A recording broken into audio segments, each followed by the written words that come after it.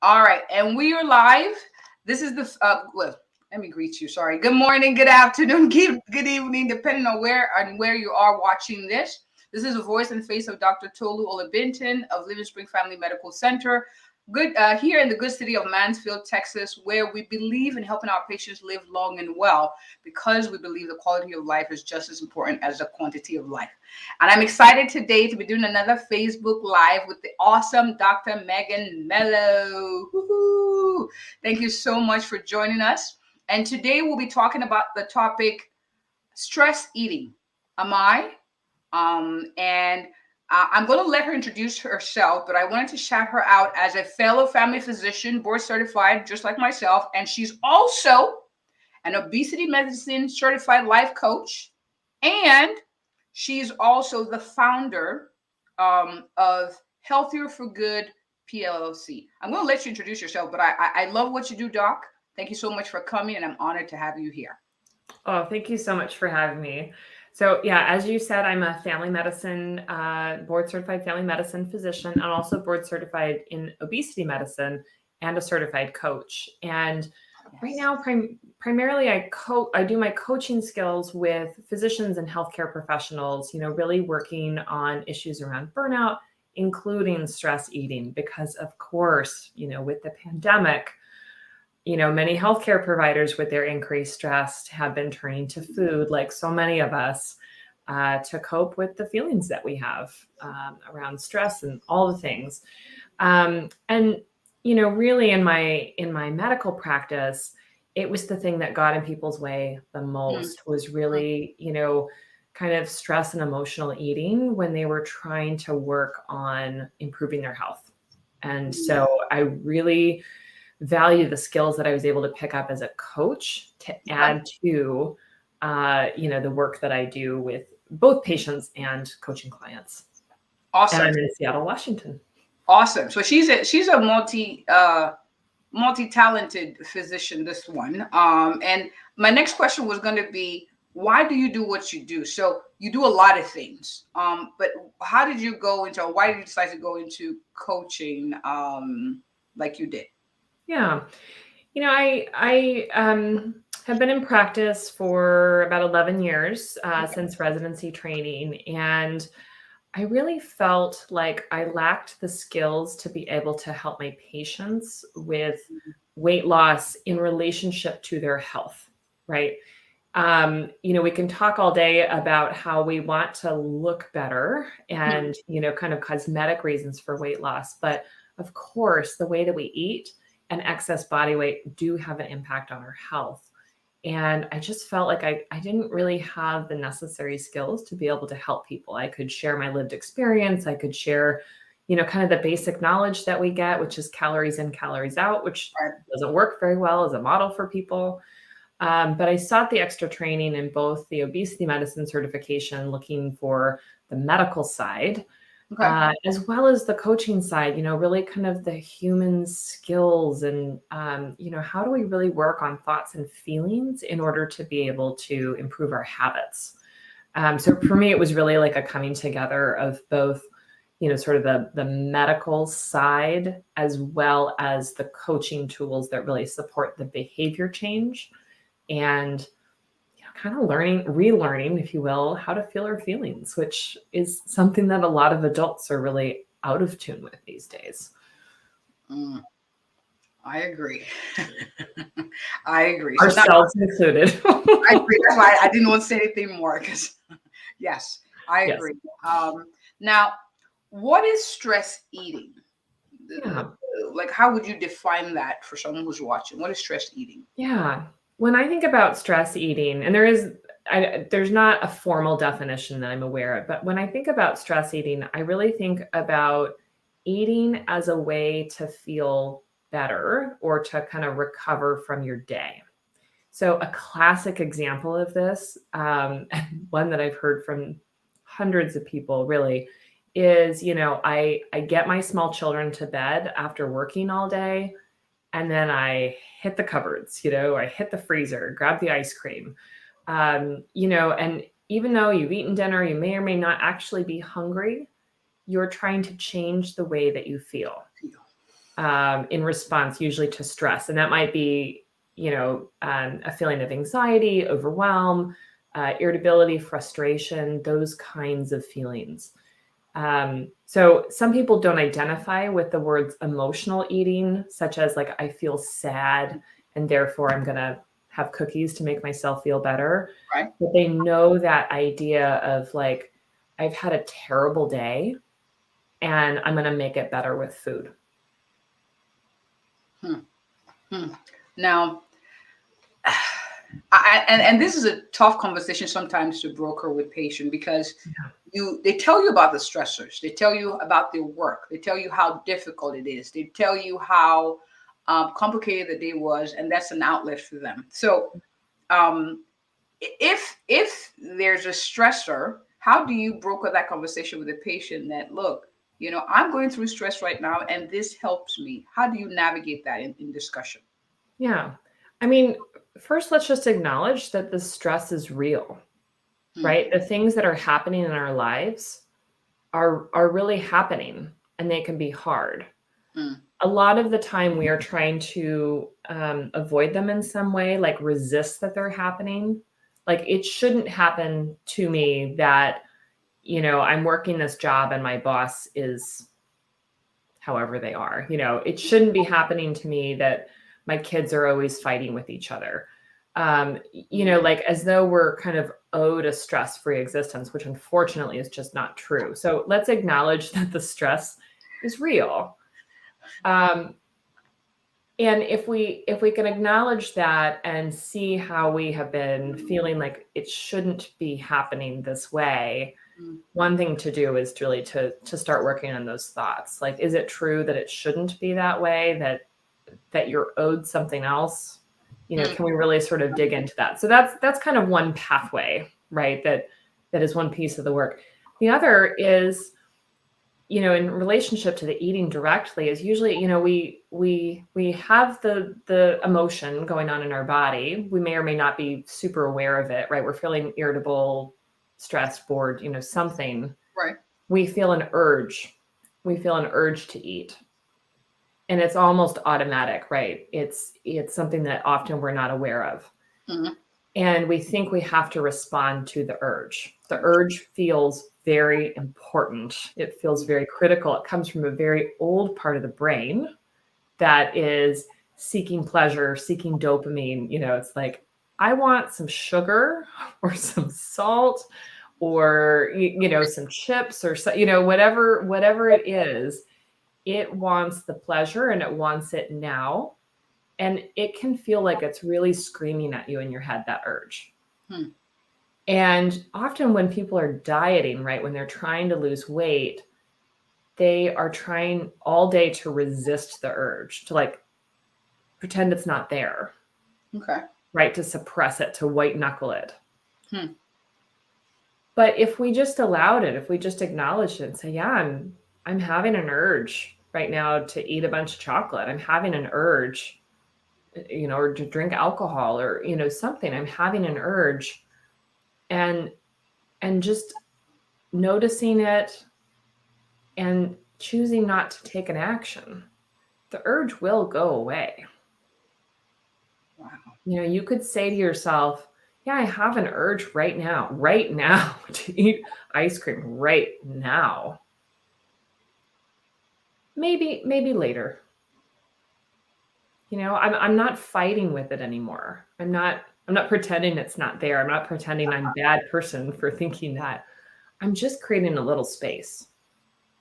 And it's such a different way to think about it than I think the way we're used to talking about it. Like I should have an urge for broccoli. I don't have an urge for broccoli. I like broccoli, but I never have an urge for it. It's never like a loud message from my brain. But next time you're feeling an urge for, some kind of food, especially a kind of food that really doesn't have a lot of nutritional value, like your real sugary, your real salty, your greasy snacks, the things that it's really easy to overeat. When you have that urge, just to pause. You might even say, like, I'm going to I'm going to just notice this urge for 5 minutes and see what happens. And a lot of the time, it will just go away. But you're not fighting with it. Wow. That is powerful. And I'm hoping that for those who watch this on hashtag live, hashtag replay, would take time to really kind of pay attention to what you're saying, because you're emphasizing first you said that we're not owed a stress-free life. And an example would be like, well, if your kids were not running around making noise, you'd be concerned that they're not developing well as a 3-year-old. If they're just walking around serious, looking mopey, no expression, sitting calmly on the couch doing nothing, that's weird. That's so it's children is children, so that's normal. And work is supposed to be, it has some level of stress because it's work and it's supposed to be almost unending. Otherwise, you'd be out of a job. So to recognize that those things come with the blessing that we have is important to handling those stressors or maybe approaching them. So that's very big for me. And I know that this is not necessarily for me, but I'm learning. Thank you. Hey, we all just need to talk about it. Like, let's make it real. And then you mentioned, you said urges, acknowledge them. Don't fight them. Acknowledge them. You can sit with it a little bit. Okay, yes, I have that craving. Yes, it's there. And they can go away. They can go away. That is so good. That is so good. Thank you. They can go away. They can go away. They're not as important as they appear to be or pressure us to feel like they are. So this is good. Now, my next question to you is this. Some people are wondering, like, well, I don't like talking about this topic because I feel like stress eating is something that comes with, certain types of people. That stress eating, people always assume that that's the problem with people who are maybe overweight or defined as obese. Mm-hmm. So, if someone is saying, how common is stress eating? And am I the only one? What would you say to that? I mean, I think it's a very common behavior. And you're right. It may or may not result in a weight problem. And, or it may or may not result in a weight problem right now, but maybe later. But when we really are thinking about health, we are seeing increased evidence about how the behaviors matter that may or may not result in, clear problems now. For example, you may have a lifestyle that really increases your risk for high blood pressure, and you may not have high blood pressure right now. Okay. But if you are using a lot of alcohol, if you are smoking, if you're eating a lot of high salt foods, and a lot of processed foods, you are doing behaviors that have a high chance of having an impact on your health later. And so a lot of people will be like, well, yeah, I'm fine right now. I'm getting away with it right now. And then learn later, that there's some health impact of that behavior that, takes a few years to show up, or maybe many years. And then we feel upset. We feel upset that we're no longer getting away with it. Even though we often knew early on, like, yeah, I remember hearing people say that I shouldn't be drinking that much alcohol, or I shouldn't be smoking, or, this thing might happen to me later. So, even without a problem now, the health behaviors you have now at whatever age, whatever state of health, make a difference, right? Your ability to manage stress, your ability to, try and get the right amount of sleep, your ability to not overdo it on food or alcohol or, kind of other substances. They all make an impact. That is awesome. You answered the next question I was going to ask. And by the way, I'm taking notes in case you guys are wondering what I'm doing.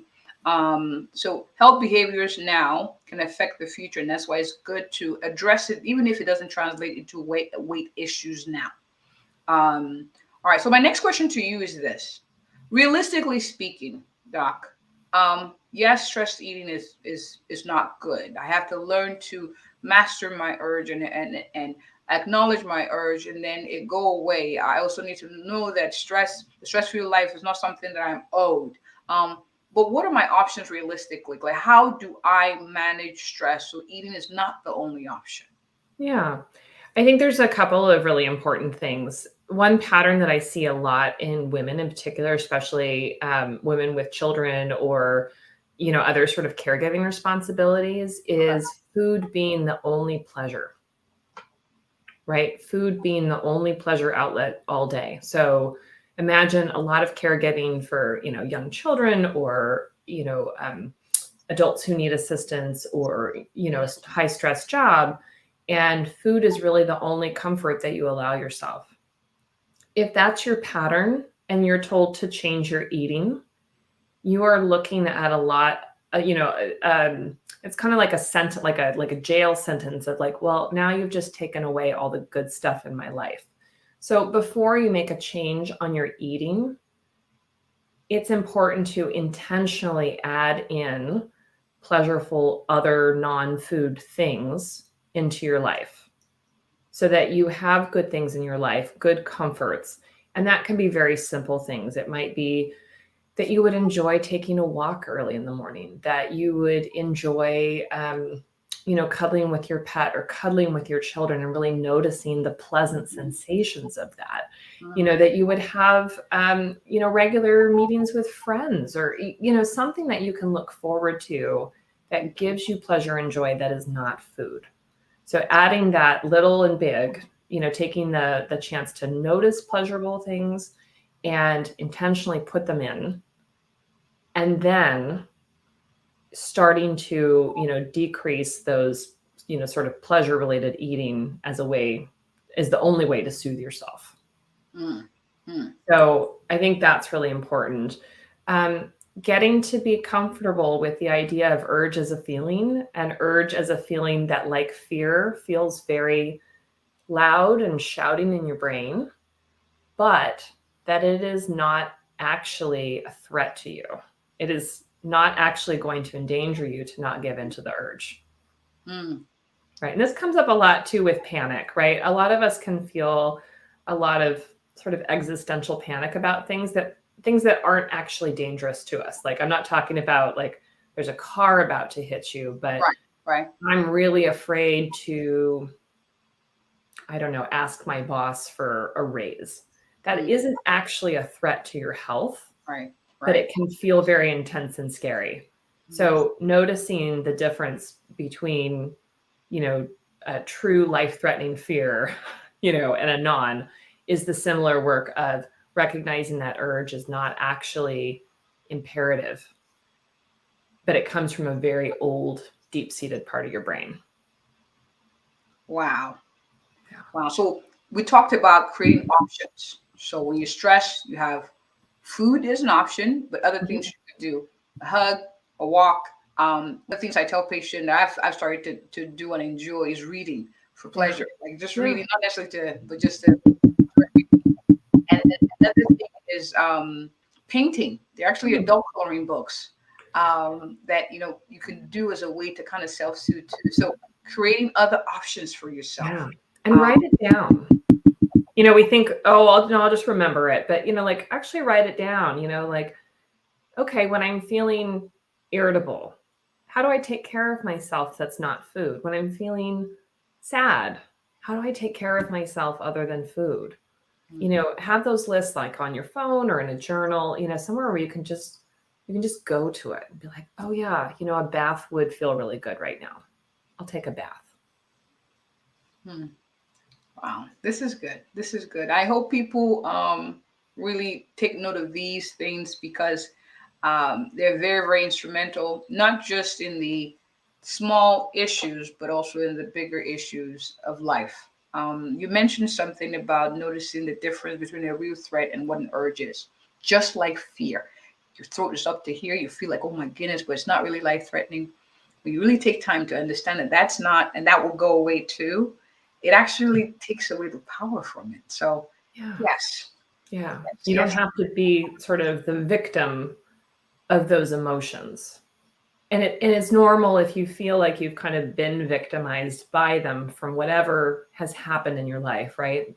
There's all sorts of traumas and experiences and stresses that we've all faced that have strengthened these signals in us, but we can recognize them, notice them. We can start to decrease their power over us and be able to be, more in control, more in charge of kind of the automatic things our brain wants to tell us. Right? You don't have to be your thoughts. You can notice your thoughts and have much more control over your whole experience of life. I agree. This has been so good. I'm reflecting, and that's why there's a lot of pauses in my response. And I don't have to be a victim of my emotion, even when it comes to food. And this is something that, of course, I don't expect to happen overnight, but it's in practicing it every day, acknowledging those emotions, and knowing that they can go away, and then finding other outlets for ourselves to self-soothe. Those are very, very important when it comes to handling stress and as it relates to food. This has been so, so good, Dr. Melo. Thank you so, so much. I'm sure people who are going to watch this, because it's Saturday afternoon here, and people are probably up and about. Tomorrow is Father's Day, so some people are probably just getting their stuff together. Maybe not.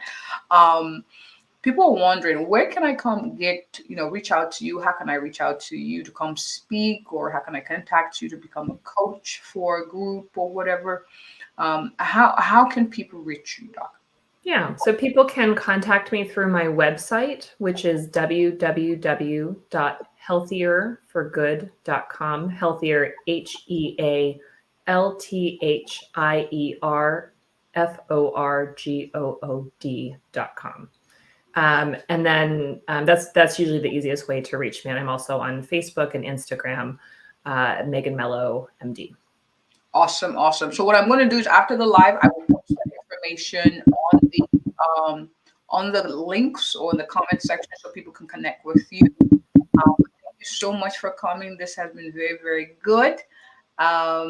Please share. For those who are watching now, who are watching later, please share. This is very, very useful. And take your time to note the things that have been talked about and practice.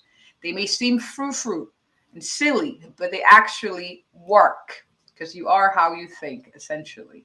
Yeah. All right. Thank you so much again, Dr. Melo. This was good. I appreciate you. Okay. Thank you so much for having me. You are welcome. On that note, if you or anyone you know is looking for an awesome, a thorough, and a passionate family physician here in the Texas area, I am she. Have a good one. All right.